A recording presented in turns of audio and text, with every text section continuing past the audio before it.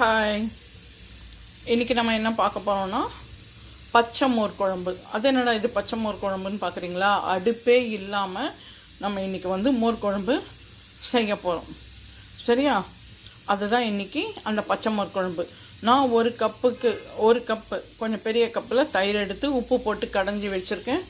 Next இப்போ இதில் வந்து நம்ம என்னென்ன போட்டு அரைக்க போகிறோம் அப்படின்னா, தேங்காய், நான் கொஞ்சமாக பண்ணுறதால நீ கொஞ்சமாக தேங்காய் எடுத்திருக்கேன். ஒரு டேபிள் ஸ்பூன் அளவுன்னு வச்சுக்கோங்க. ஒரு பச்சை மிளகா, இந்த ஒரு பச்சை மிளகாலே பாதி தான் போட போகிறேன், ஏன்னா இது காரம் அதிகம். நெக்ஸ்ட் வந்து இஞ்சி, தேங்காய், பச்சை மிளகா போட்டிருக்கேன். நான் இன்னைக்கு கொஞ்சமாக வறுத்துட்டு கொஞ்சம் வெந்தய வாசனை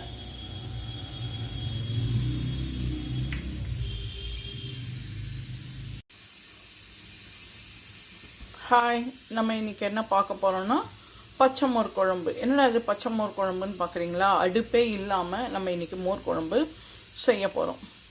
இதில் வந்து நான் ஒரு கப்பு கொஞ்சம் பெரிய கப்பில் தயிர் எடுத்து உப்பு போட்டு கடைஞ்சி வச்சுருக்கேன். இப்போ மஞ்சள் பொடி லேசாக ஆட் பண்ணுவேன், இல்லைனாலும் நீங்கள் விட்டுடலாம், அது உங்களோட சாய்ஸ். அதுக்கப்புறம் மிக்சியில் கொஞ்சமாக வந்து இஞ்சி 2 துண்டு போட்டிருக்கேன், பச்சை மிளகா ஒரு துண்டு, அதாவது இது காரம் இருக்கும் அப்படின்றதால ஒரு துண்டு பச்சை மிளகா, தேங்காய் ஒரு 2-3 துண்டு தேங்காய், நெக்ஸ்ட் ஜீரகம்,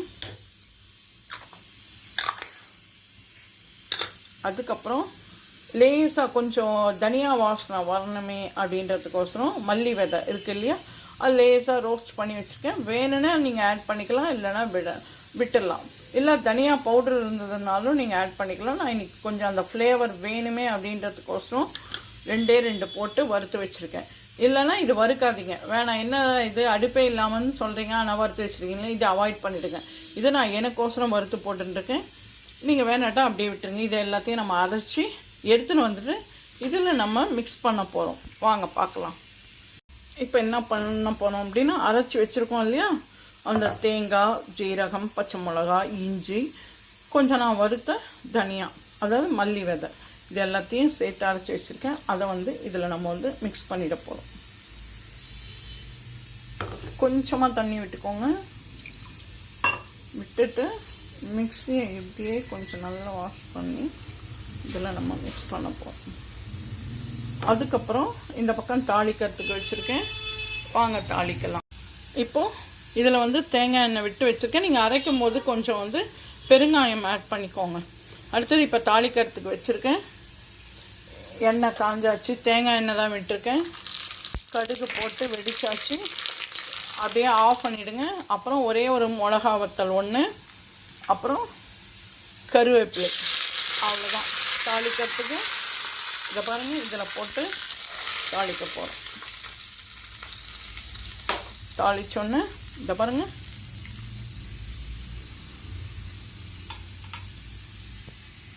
பச்சை மோர் குழம்பு தயார். இதில் வந்து கொத்தமல்லி எதுவுமே போட வேண்டாம்.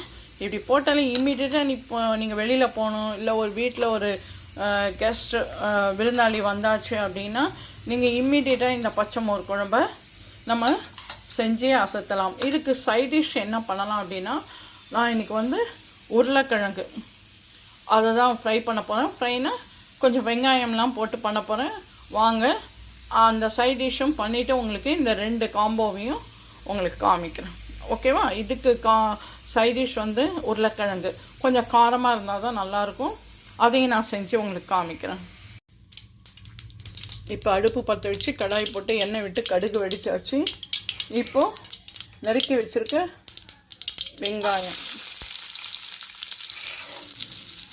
வெங்காயத்தை போட்டு ஃபஸ்ட்டு நம்ம வதக்க போகிறோம்.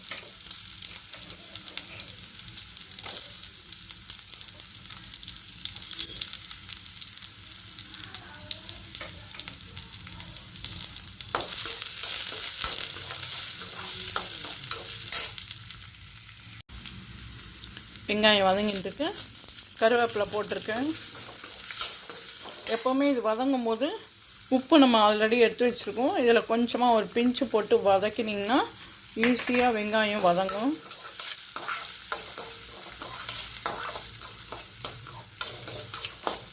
நல்லா வதங்கட்டும்.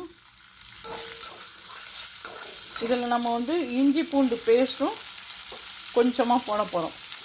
இஞ்சி பூண்டு பேஸ்ட் அரைச்சி வச்சது ஃப்ளேவருக்கு ரொம்ப நல்லாயிருக்கும். அதுக்கப்புறம் தேவையான அளவு மஞ்சப்பொடி. ஃபஸ்ட்டு இதை போட்டு வதக்கிடுவோம். பச்சை வாசனை போகட்டும். இஞ்சி பூண்டு பேஸ்ட்டோட பச்சை வாசனை, வெங்காயத்தோட பச்சை வாசனை நல்லா வதங்கிட்டோம். குயிக்காக பண்ணிடலாம். உருளைக்கிழங்கெல்லாம் கூட நைட்டே கூட வேக வச்சு தோல்லாம் உரித்து நீங்கள் எடுத்து வச்சிட்டிங்கன்னா ஆஃபீஸ் கோயர்ஸ்லாம் ஈஸியாக இருக்கும். இப்போது தேவையான அளவு மிளகாய் பொடி, அப்புறம் உப்பு, தேவையான அளவு உப்பு போட்டு இதுவும் நல்லா வதங்கட்டும். இது அந்த பச்சை மோர் குழம்புக்கு இது ரொம்ப சூப்பராக இருக்கும் இந்த சைட் டிஷ். அவ்வளோதான். இப்படி தான், இந்த மாதிரி தான் கொஞ்சம் உதிரியாக வரணும். இதுக்கு கொஞ்சம் அப்போ தான் நல்லாயிருக்கும். கிரேவியாலாம் இதுக்கு பண்ணக்கூடாது. அதாவது வெங்காயம் அதில் ஒட்டணும், ஆனால் ஒட்டாமையே இருக்கணும். அப்படி இருக்கணும் உருளைக்கிழங்குல. இப்போது உருளைக்கிழங்கு வேக வச்சு கொஞ்சம் ஸ்கொயராக நறுக்கியிருக்கேன். அதை இதில் நம்ம போட்டு ஒரு மெல்லமாக அப்படி ஒரு பெரட்டு, இப்படி ஒரு பெரட்டு, இப்படி தான். ஏன்னா உருளைக்கிழங்கு உடஞ்சிக்கும். உருளைக்கிழங்குலேயே நீங்கள் பார்த்தீங்கன்னா 3 விதமாக இருக்குது உருளைக்கிழங்கு அப்படின்னு சொல்லி கேள்விப்பட்டேன். ஒன்று ரொம்ப ஸ்வீட்டாக இருக்கும், இன்னொன்று ஸ்வீட் இருக்காது.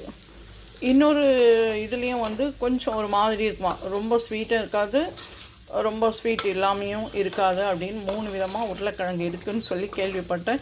ஆனால் நான் 2 உருளைக்கிழங்கு தான் நான் பார்த்துருக்கேன். வாங்க இது கொஞ்சம் அப்படியே வதங்கட்டும். வதங்கினோன்னு எடுத்து ட்ரான்ஸ்ஃபர் பண்ணிடலாம். இதை பாருங்கள், உருளைக்கிழங்கு நல்லா வெந்தாச்சு.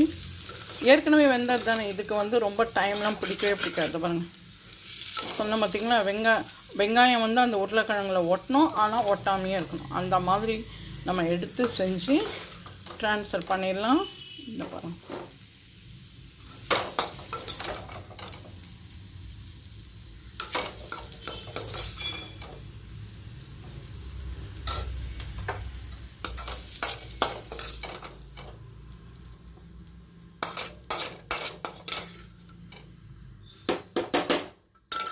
ட்ரான்ஸ்ஃபர் பண்ணியாச்சு. உருளைக்கிழங்கு பொரியல் தயார். பச்சை மோர் குழம்பும் தயார். இதுக்கு காம்பினேஷன் வந்து இது. இந்த பச்சை மோர் குழம்பை எப்படியெல்லாம் நம்ம சாப்பிட்லான்னா, சாதம் சூடாக வடித்து கொஞ்சமாக பருப்பு போட்டு அந்த பருப்பு சாதம் பிசைஞ்சு அதில் கொஞ்சம் நெய் விட்டு பிசைஞ்சு இந்த மோர் குழம்பு, இந்த உருளைக்கிழங்கு செம்ம காம்பினேஷன். சூப்பராக இருக்கும், அருமையாக இருக்கும். அதாவது இந்த உருளைக்கிழங்கு இருக்குது பார்த்திங்களா, இது அப்படியே பிசைஞ்சு அந்த பருப்பு சாதத்தில் பிசைஞ்சு சைட் டிஷ் வந்து உருளைக்கிழங்கை தொட்டு சாப்பிடும்போது அட்டகாசமாக இருக்கும். நீங்களும் இதே மாதிரி உங்கள் வீட்டில் செஞ்சு பார்த்து சாப்பிட்டுட்டு எப்படி இருக்குன்னு சொல்லி லைக் பண்ணுங்கள், ஷேர் பண்ணுங்கள், கமெண்ட் பண்ணுங்கள். இது வரைக்கும் நம்மளோட channel Padma's all in all சேனலை சப்ஸ்கிரைப் பண்ணாதவங்க சப்ஸ்கிரைப் பண்ணுங்கள். இன்னொரு ஆப்ஷன் என்ன இதுக்கு சொல்ல மறந்துட்டேன். இதில் என்ன அப்படின்னா, இஞ்சி பூண்டு பேஸ்ட்டு நீங்கள் வேணுன்னா போட்டுக்கலாம், வேணாட்டா விட்டுடலாம். அது உங்களோட சாய்ஸ். சரியா? பாய், டேக் கேர்.